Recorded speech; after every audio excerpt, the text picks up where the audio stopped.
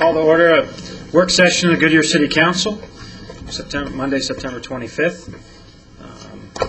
Real quick roll call. Mayor Kavanaugh is absent due to some family business out of state this evening, and Vice Mayor Cavalier is absent due to what I believe was a vacation planned some 2 years ago, so something that's definitely well-deserved on his part. I don't think we need a motion at this point, but during the regular meeting, we will. So with that, we'll move into agenda item 3A. Council will receive and discuss an update on city's financial status from Larry Lang. It's all yours. Thank you, and good evening. Tonight's discussion is to review what I picture as 4 tracks of information that are coming at the City Council, or 4 trains coming at you in the tunnel with the lights on, and they're each on different tracks. And the whole purpose of this discussion tonight is to give you a little background on each of these tracks so that as you're looking at specific issues, you're aware at least a little bit of the other ones that are running parallel.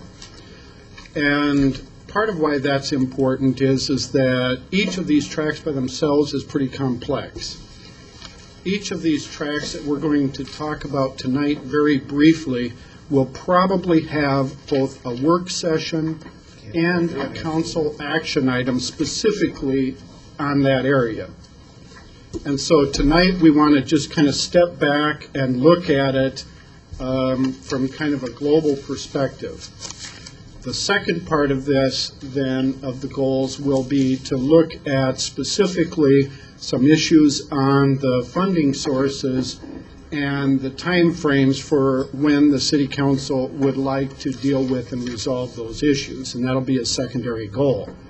So with that having been said, I would like to request that I do the full presentation first before I take questions so that I get through all 4 tracks. And that's because the nature of this conversation, as we get into these dialogues, we can end up all over the place, and I want to try to put it all together first and then be able to go back and facilitate, or the council have discussion on any of these items as we go through there. We did pass out a copy of this presentation for you this evening, and it has some notes by each slide so that as something comes to mind, you can feel free to write down a question so that as we get to the end, you can ask those questions, if that's okay with the council. It's okay with So what are the 4 tracks that we're talking about? The first of these is funding sources. And what the funding sources includes is and we'll go through it more in a little bit, but includes several different sources of money that are not specifically identified in the budget that we adopted for this fiscal year. What are those pots of money, and what are the options for the City Council to consider on those pots of money? The second is demands on funding. And I can give you the synopsis of this picture right now, and it's the same in every year as we try it. The demands on funding will always be higher than the resources available for that funding. But we want to outline some specific demands on funding that we're seeing right now. The third category then is the development impact fees. At the August 28th council meeting, the City Council adopted the notice of intention. City Council action on the development impact fees will take place on November 27th. And the final item will be discussing bonds and bonding capacity.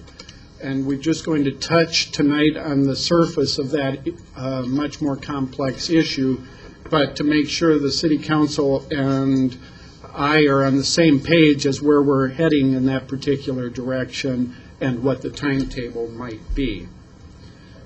So a couple of very key assumptions I want to start out with. One of them is that the combined property tax rate will stay at $1.60. And the second is that it is the goal that our wastewater and water enterprise funds become self-sufficient. And those, I think, are a couple of underlying assumptions that are very important for purposes of this discussion. So the first track that we have coming at us is the funding sources, and this is the one that's more fun to talk about, because this is monies that are available that are not specifically identified in the budget that has been adopted. And the very top item in that is the state shared revenue.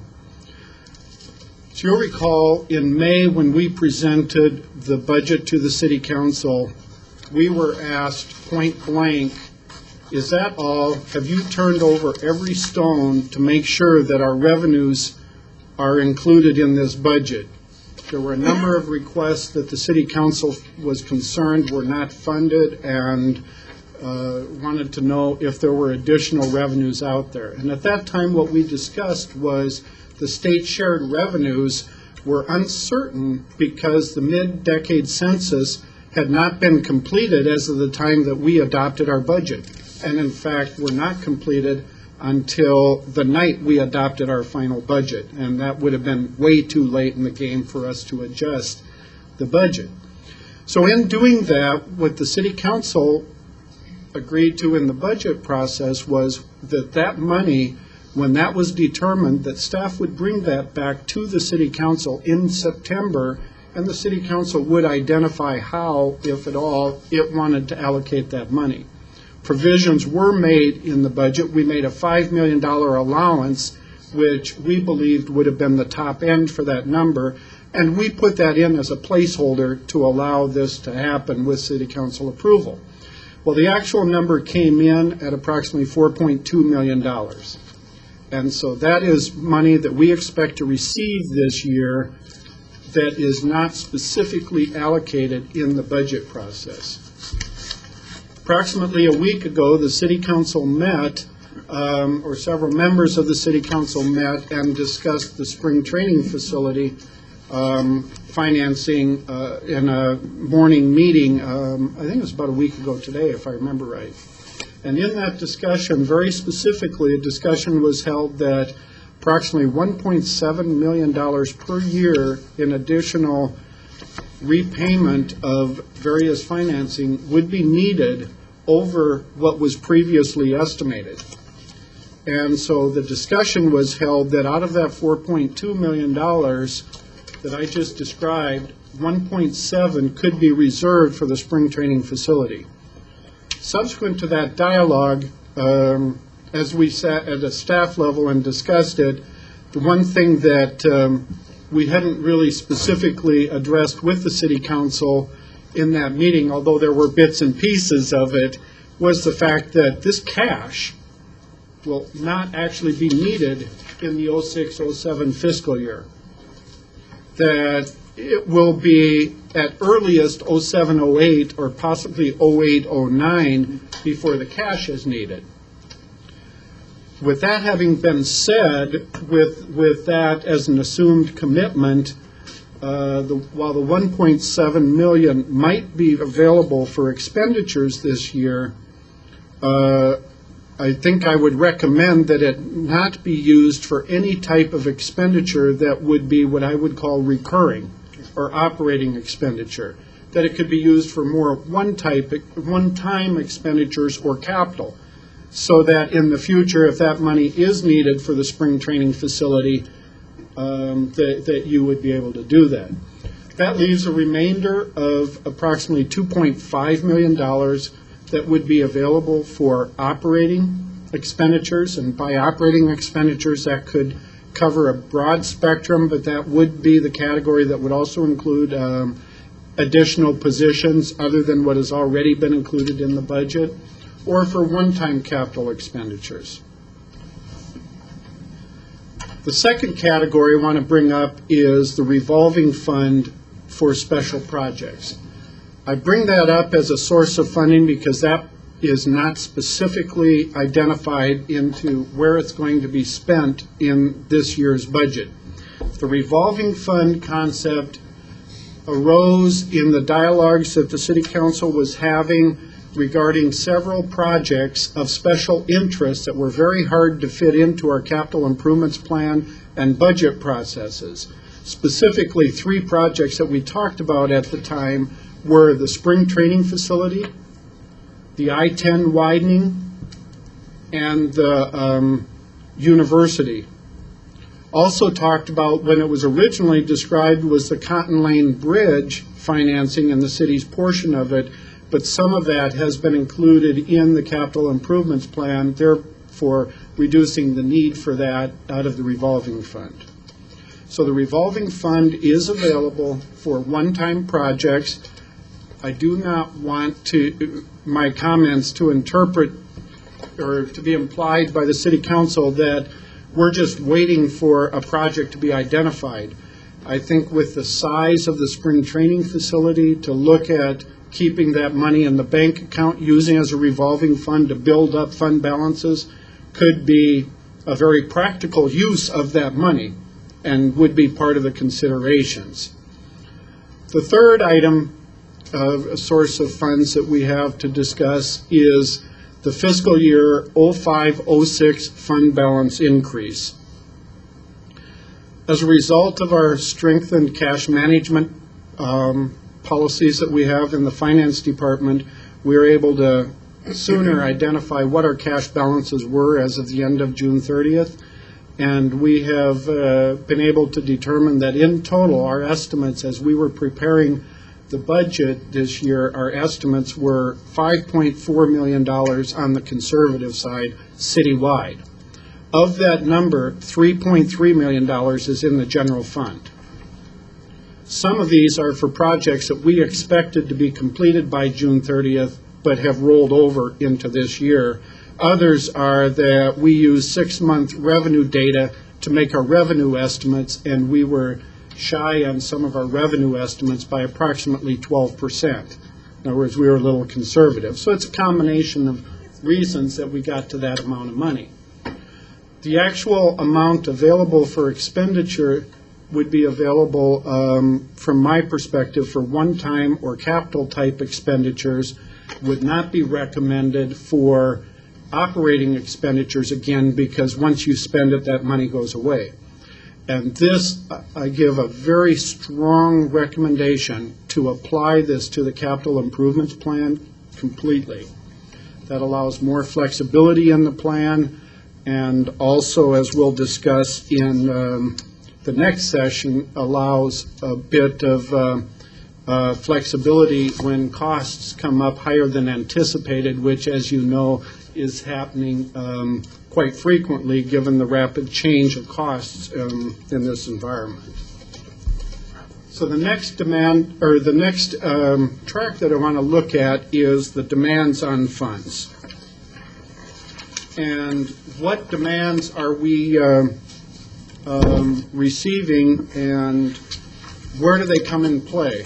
I am not in this presentation trying to link any of these. I'm just trying to have the global discussion of all of them. So I don't know that it's appropriate that we earmark each of them against specific dollars, because that may be beyond the scope of what we're doing. The very first item that we have on here is capital improvement plan projects that are not currently funded. Because of the way we changed our processes from a budget-based capital improvement plan to a project-based capital improvement plan, there were certain projects that slipped through the cracks in definition. One of those, as a very specific example, is the widening of McDowell, currently in place, being put in right now. And it's being done by Suncor in accordance with an agreement with them, and we have a responsibility to reimburse that. It was determined in the capital improvement plan process that that was a more operating expenditure, but it did not get included in the budget, and so therefore there was a little gap. It's a one-time gap as we're transitioning into two different methods of computing those. But clearly that's a project that needs to be paid for this year. The work is being done. There's a contractual obligation with it. There's also projects that we need to be adding to the 5-year capital improvement plan that didn't get funded or got funded in later years with certain assumptions that need to be addressed. One example of that is right-of-way on the proposed 303 alignment to try to be ahead of that curve. As the capital improvement plan was coming together, that amount was not fixed and was not able to be funded as we were trying to balance all of the dollars. A similar concept on that would be the widening of MC 85 and the agreement or proposed agreement with Maricopa County to get that road widened. And with all of the other projects and road widenings east-west happening in this community, that can be a very important project, and that is right now is not funded with our dollars in the capital improvement plan. In November, the City Council will be having an advance to discuss a number of issues. One of the original concepts in there, it may or may not, I don't know if that's still on the agenda, but if not, is a dialogue that I think all of the City Council wants to have, is to look at certain high-profile capital improvement plan projects to see how they're coming. One specific, when this idea was raised, was the City Center. How is all of that being funded, and how is that put together? And so that's a second item that's a demand in our resources, some of which is in the capital improvement plan, but the City Council wants to spend some more time on those issues. And then third, we have existing projects in the capital improvement plan that the costs are coming in considerably higher than what was originally estimated. I believe it was at your last council meeting that the contract for Van Buren was awarded. A number of different funding sources were identified in there, which were moving specific projects, and a portion was actually allocated out of the fund balance that I previously mentioned to allow that project to be able to go forward. We also have a few major projects, generally in the revolving fund, but projects that we need to keep our eyes on as we're looking at our financial position. Spring training facility is one of those projects. Seen a lot about that in the past week, and more to be coming. The proposed university project may be a project that comes out in this area. And then finally, the I-10 widening project is one that has come out and is something that we need to make sure we're keeping ahead of at all times. We also have some personnel requests that have been submitted by the departments. The original City Council request on the $4.2 million that I mentioned on the funding side was very specific about positions at the time it was asked. And what are the needs? There were a number of positions that were not filled at that time, and the City Council wanted to be able to readdress that issue. Apologize for not updating the slide, but there are some current requests that have been processed through the system that are, I think, highly important or believed by staff to be highly important personnel requests. Originally in the schedule, and when the COAC was prepared, and in this slide that I keep forgetting to change because I'm a senile old guy, is that was going to be on this council meeting, but with two people absent, didn't think it was appropriate to have it on tonight's discussion. We need to have the whole City Council involved in that dialogue. So likewise, the next default was the October 10th meeting, and I know Councilman Sousa will be absent for that meeting, so we may end up on October 24th. At the end of the presentation, the City Council may want to discuss how you want to go about addressing that particular issue. I brought in a note because it created some, let's say, consternation at the staff level as I sent out some of the projections in the financial model, that our current 5-year financial model that is a revenue-based model takes our projected operating revenues over the next 5 years, and using that projected over that period of time, 258 positions being filled based on the existing cost analysis.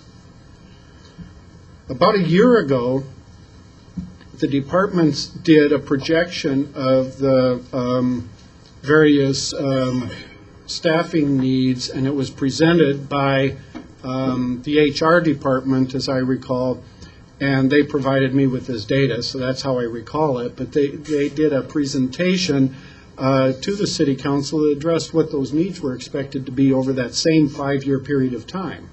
And that came out to 504 positions. And then finally, using population projections, where we're expected our population to be 5 years from now, using a ratio of 10 employees per 1,000 per capita, which is a standard that the city has been upwards and downwards of, but kind of in the middle over the years, that would work out to 468 positions. So that kind of gives you a long-term perspective in there.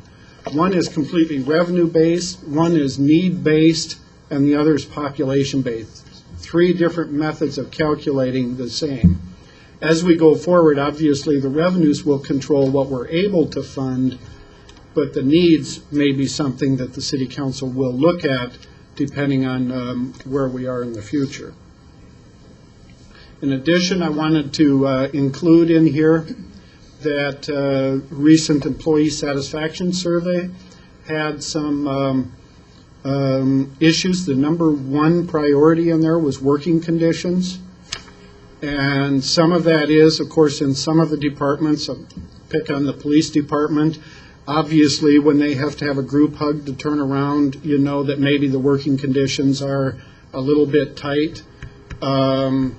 Also, the working conditions, as part of those questions, as I recall, also included issues which the City Council has raised, which is where we are technologically, do you have the tools to do your job, that type of thing. So they're both corollary type questions.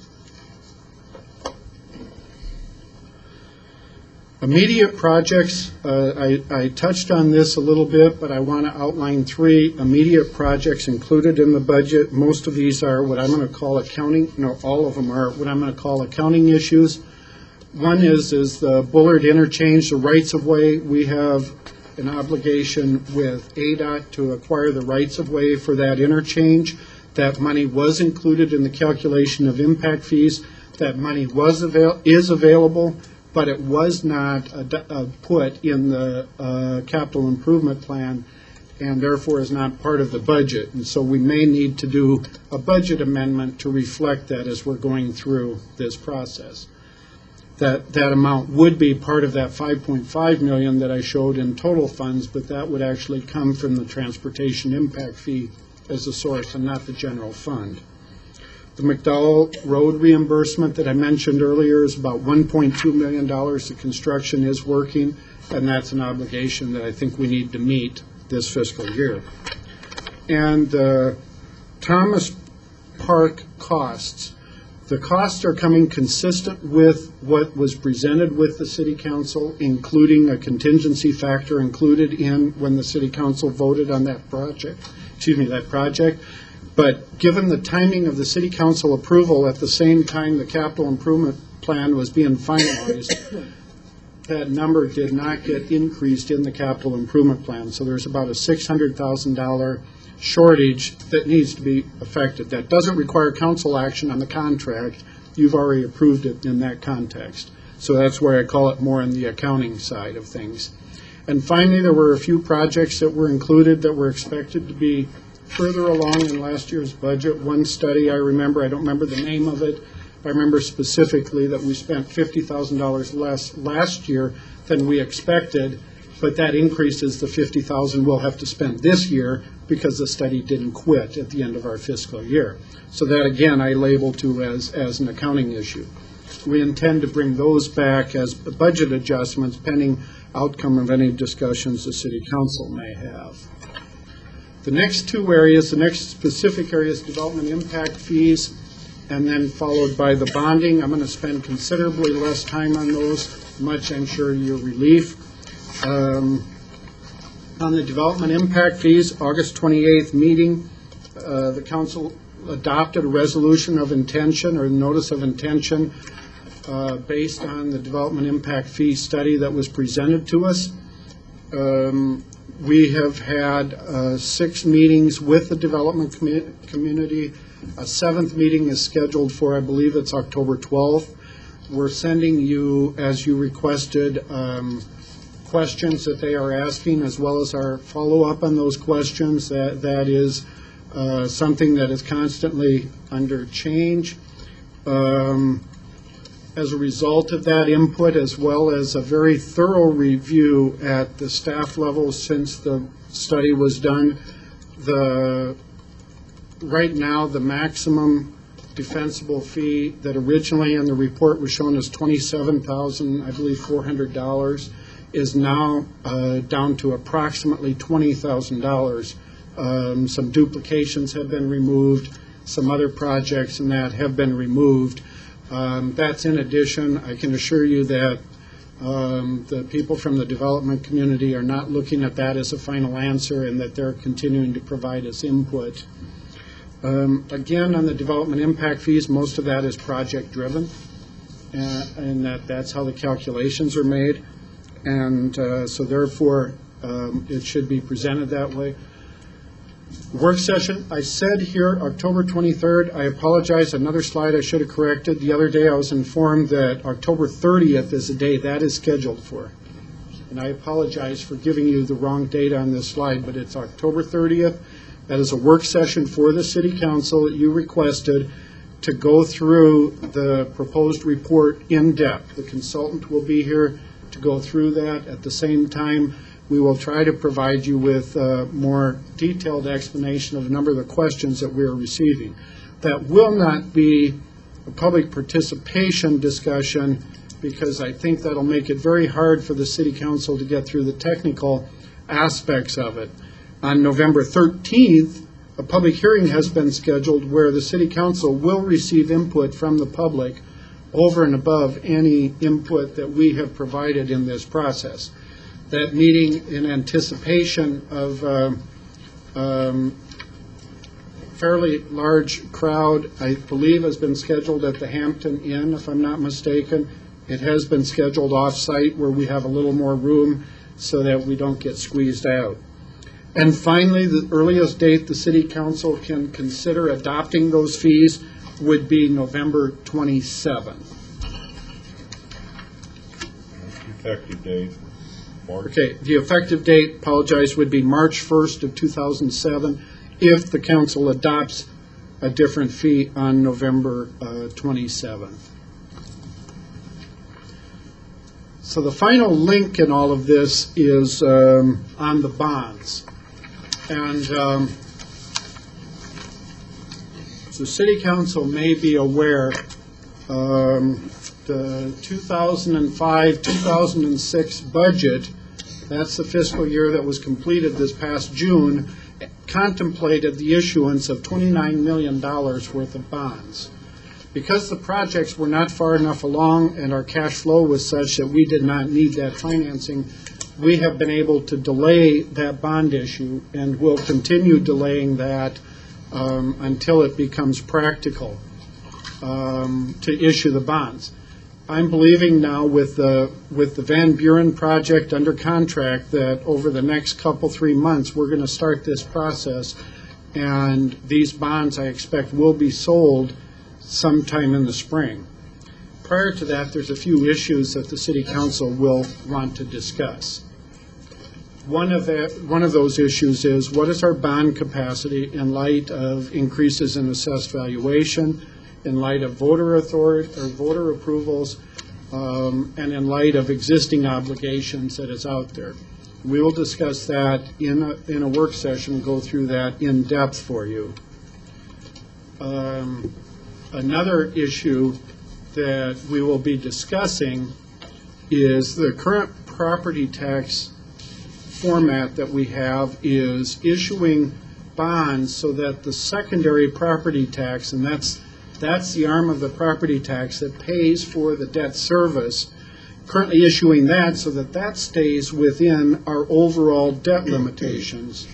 In other words, our overall property tax limitations. In other words, the $1.60 that we have as an overall tax limitation, historically we've set $1.50 of that as a cap for annual debt service.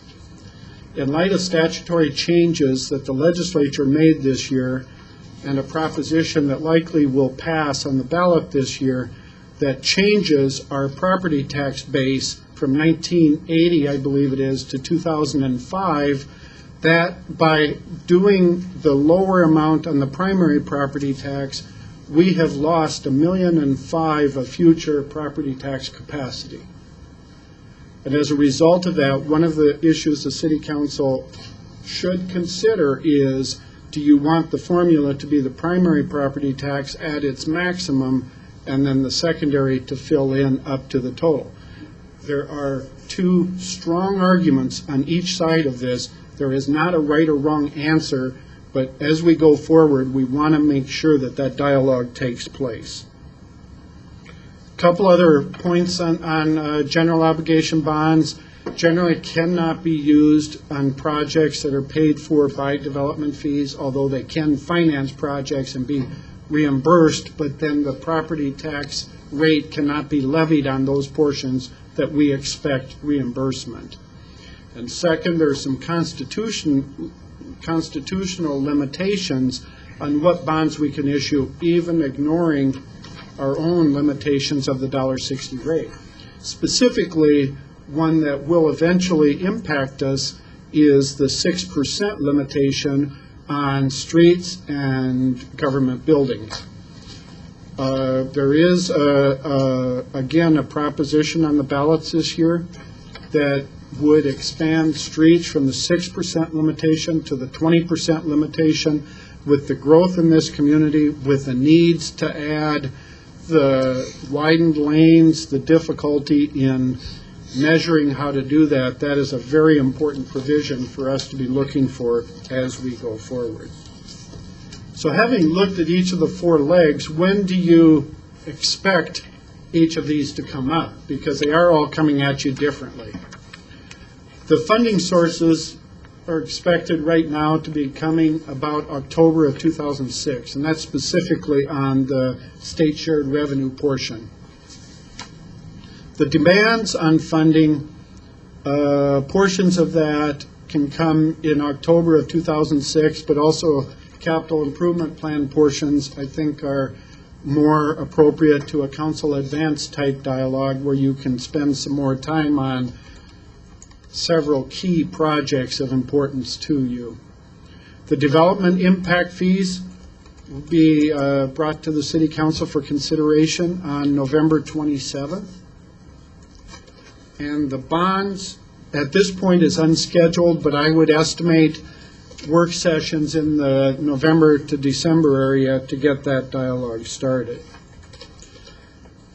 I reviewed or briefed the mayor, and I do mean briefed the mayor on this dialogue before we left.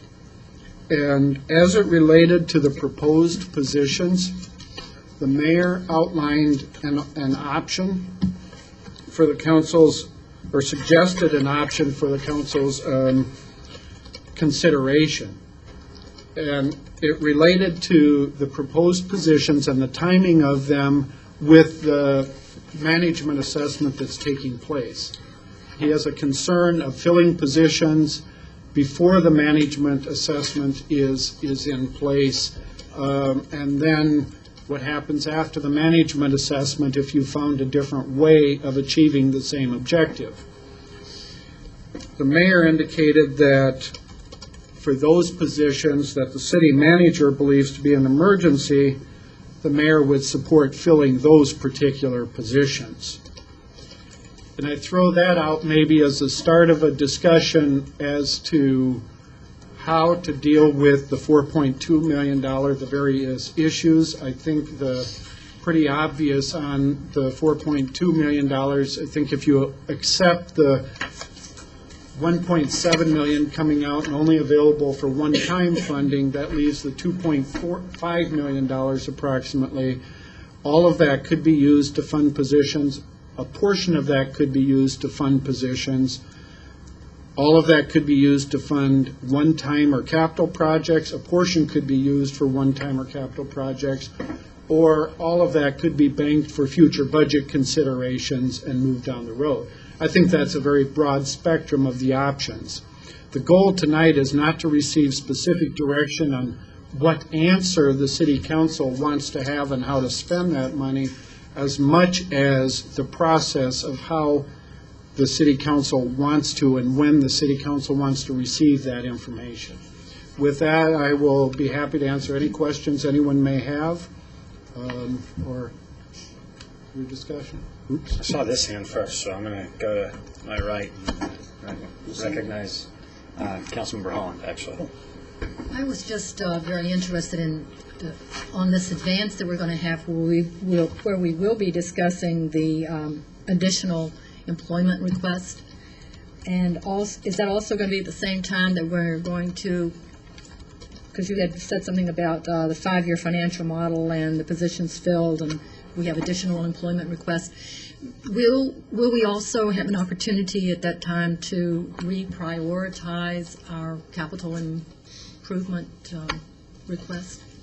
That's a good question. And first, let me start with, because I think I might have explained something a little out of whack. The advance is not intended, to best of my knowledge, to specifically discuss the positions. I think that that is looking at scheduling at either a work session or a council meeting or a combination thereof in October. Okay, so that's kind of the first half of it.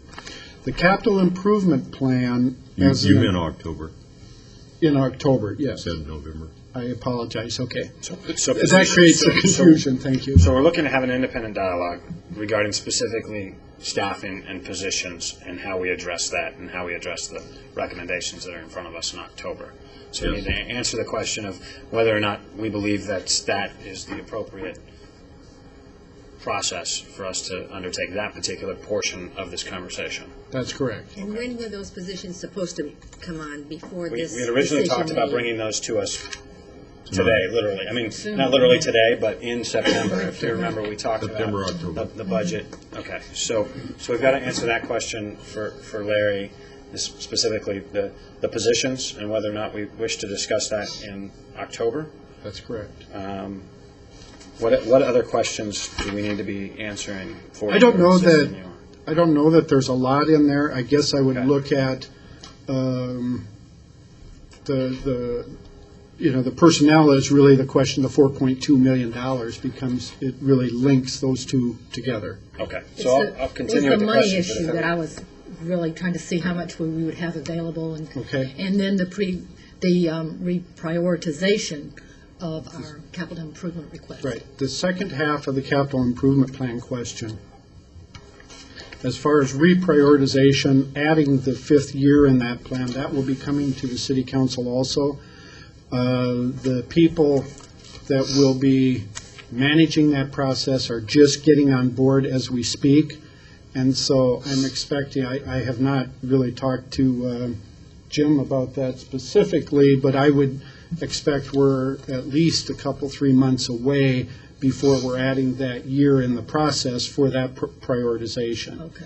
Now, the portion where I'm recommending that money go into the capital improvement plan, that does a couple of things. That allows a little bit of a pot of money for those projects that are coming in higher than cost, where you don't have to necessarily take away from another project to be able to go forward, as long as that cost is within these dollar parameters on that particular money, which is the fund balance. What I would suggest is that on the capital improvement plan and the concept of the fund balance that I talked about, if any of you in this process have a concern with how I described, which I think that money should go directly into the capital improvement plan, please identify that. Otherwise, we'll probably bring COAC to you to do some budget amendments for that, probably that October meeting at the same time that we bring the other one to you. Okay. Thank you. Councilmember Scott? Larry, I'd like to congratulate you on a fine presentation. You took a very complex subject and really made it rather simple for us to understand. Having said that, I have a couple of comments.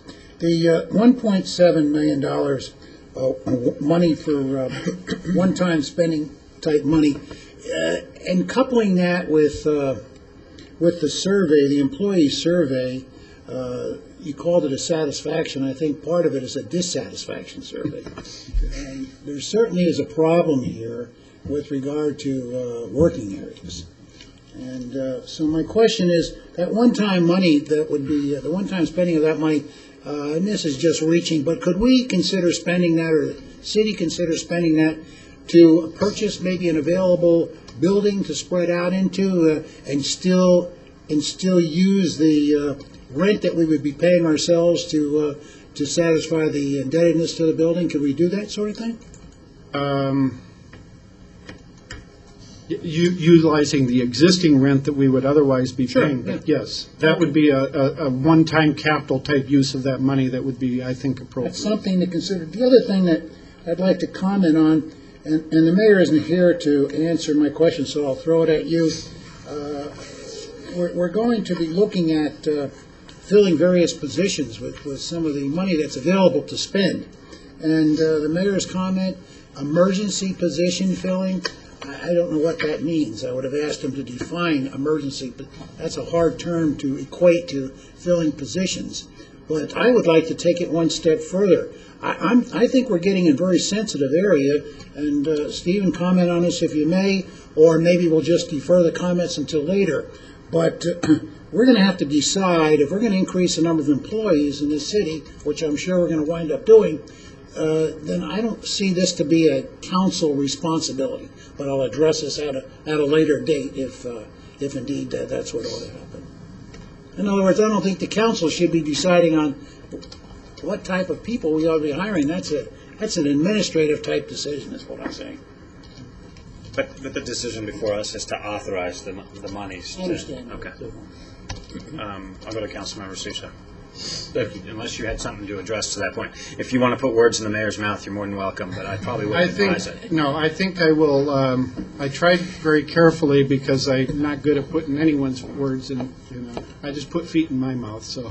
As long as they're silver. You have anything to add there, Stephen? Sorry. Mr. Mayor and council members, I think the point that we're discussing here is that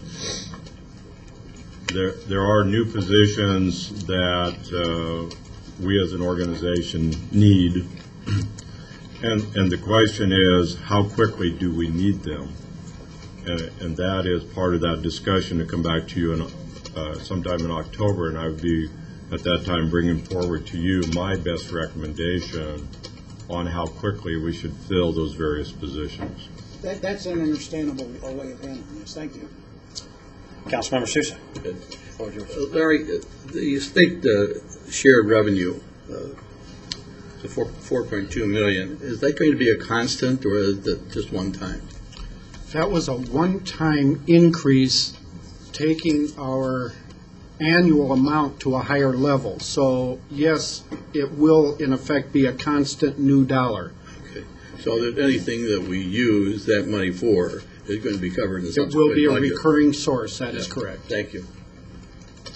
Thank you. Councilmember Ward.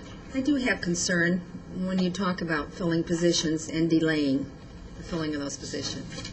I think we have a hardworking staff, an overworked staff, and there are departments that definitely need people, and I would hate to have an extended dialogue from the council that would delay those positions from being filled.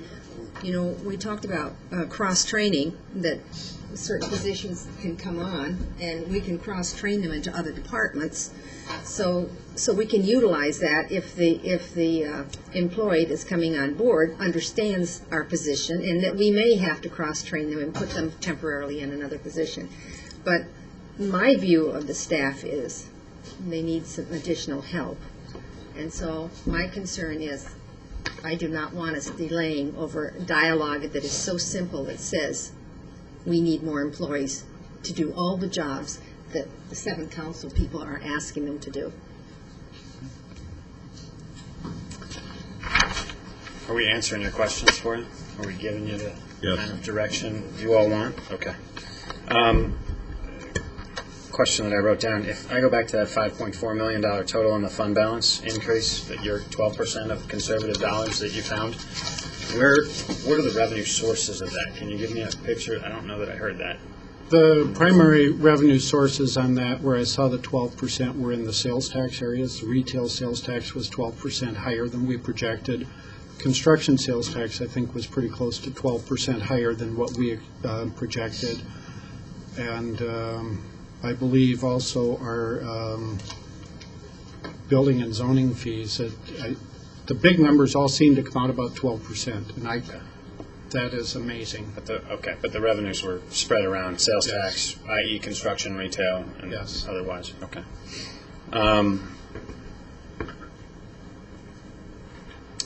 Yeah. Me personally, withstanding any other conversation, I agree with your direction there on the fund balance increase and the one-time expenditures. We're definitely going to have more of those over the next several months and years. I mean, we're going to have a pretty big decision ahead of us this week, and I think that's going to impact that. I think the positions conversation merits further conversation. Granted, we don't have the vice mayor and the mayor here tonight, and so I think it's important for us to have that dialogue when they're here. I personally recognize the mayor's position, but at the same time, I'm very sympathetic or empathetic to the staff's need to have more people to do more of the work. I myself have experienced going from 6 people at work to 2 and back up to 3, and we're going to be back up to 5 next week, and I'm just wiping the sweat off my brow and starting to sleep at night this coming week. So I can appreciate the need to have more folks with you. I feel like there was some other question. Pardon me as I look through my notes.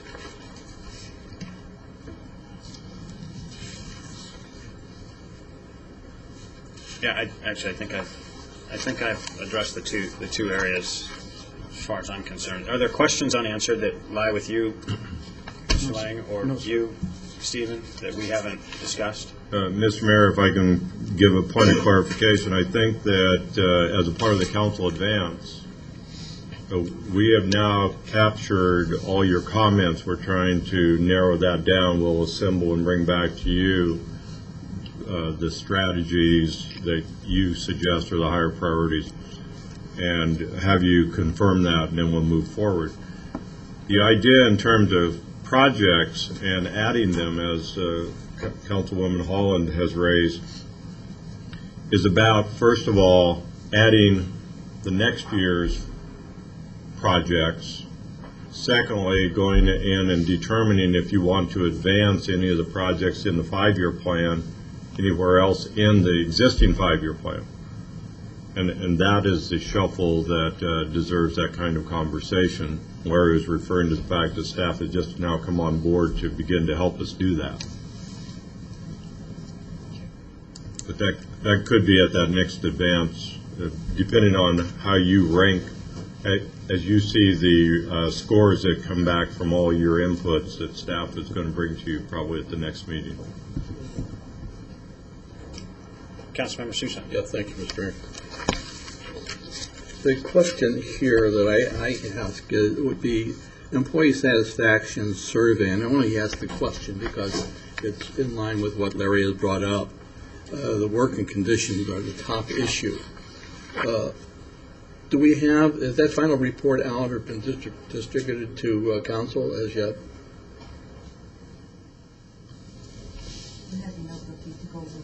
Yeah. I now have in my possession a notebook, and as I will be happy to sit with each of you and go through that information and brief you on it and provide you the background as to that, and then we'll provide everybody a copy of it. To just hand out the book, it's a little difficult to just read it. But yes, we will brief everybody on those. My concern here is in trying to determine just exactly where the satisfaction or these feelings are coming from. And if it's because of the movement that we're making, taking people from the City Hall and moving them out to other areas so that they can perform their city functions. If that's the case, then we better get moving along as fast as we can to build a city hall to accommodate staff so they can live with one another. Yes. I think that the dissension is basically the same thing that we felt years ago before we built our current city hall, is that people were strewn all over the city, and they were disturbed by that because they couldn't communicate well with one another. The only time they got together was when they got to Christmas parties and what have you, and that's where they got to know one another. I think that we've got to overcome that. And one of the ways that do that is to support what's coming up later on in the next meeting, is moving the city center along piecemeal if it has to be. But I think that's a certainty for sure to overcome this type of attitude. Mr. Mayor, Mr. Souza, we as staff definitely appreciate the support the council has given us, and one of those tools that you gave to us was the ability to consolidate many of our development service staff into one location, which should be occurring in December at the Veneta facility. That is just west of the existing City Hall building, west on Van Buren. The other thing is that the city master planning for all the various facility needs, it will be nearing its completion, and sometime between December, we'll be providing you a briefing on where that is at the moment, but that document will be completed in, I believe it's March. So that will further substantiate the particular needs. I think in specifics to the satisfaction issue, a lot of it is in terms of having adequate space to even store vehicles, to have a computer that every individual has access to. It's a combination of issues that staff and we are currently going through. Each department is looking at that and seeing what they can resolve immediately, and the rest of it will come out in terms of formal requests in the budget for this next year, along with the initiatives that we've already undertaken. Well, you know, with this in mind, I think what Councilman Scott has come up with about getting a larger building someplace to accommodate staff until such time as we can develop the city center, I think it's important for us to at least research that opinion that he has relative to this type of structure to accommodate them. Appreciate the comments, and staff is moving forward in that regard. Thank you very much. Thank you, Mr. Mayor. Any other comments from council? Okay. Larry, I've got then that you all are coming back to us with personnel and fund balance conversation in October. That we're having a pretty lengthy conversation probably about CIP and other demands at the advance. And then the bond schedule and the development impact fees schedule will continue in its current form. So the one thing I'd add based on the conversation that was happening as I was sitting here thinking, if we're talking about space demands, I'd be creative. I'm in the sense of if there are positions in the city that can be teleworking, or if we can be looking to use technology in a way that reduces our demand on space, the dollars we might spend on somebody's high-speed access or wireless access or whatever, laptop, whatever we might need to do to equip them with the sufficient resources to get their job done remotely a day or two a week or half-time, such that there's one FTE in the seat, but we're getting 2 full-time equivalents out of 1 week. Maybe the time's come for us to be a little bit more creative than just putting a roof over our head and a cubicle up and that sort of thing. So just some thoughts as you go through your process. At least that's from my perspective. So with that, I think we've got a regular meeting starting in about 5 or 6 minutes. There's some light refreshments in the back if anybody wants anything. And with that, I'll adjourn the work session.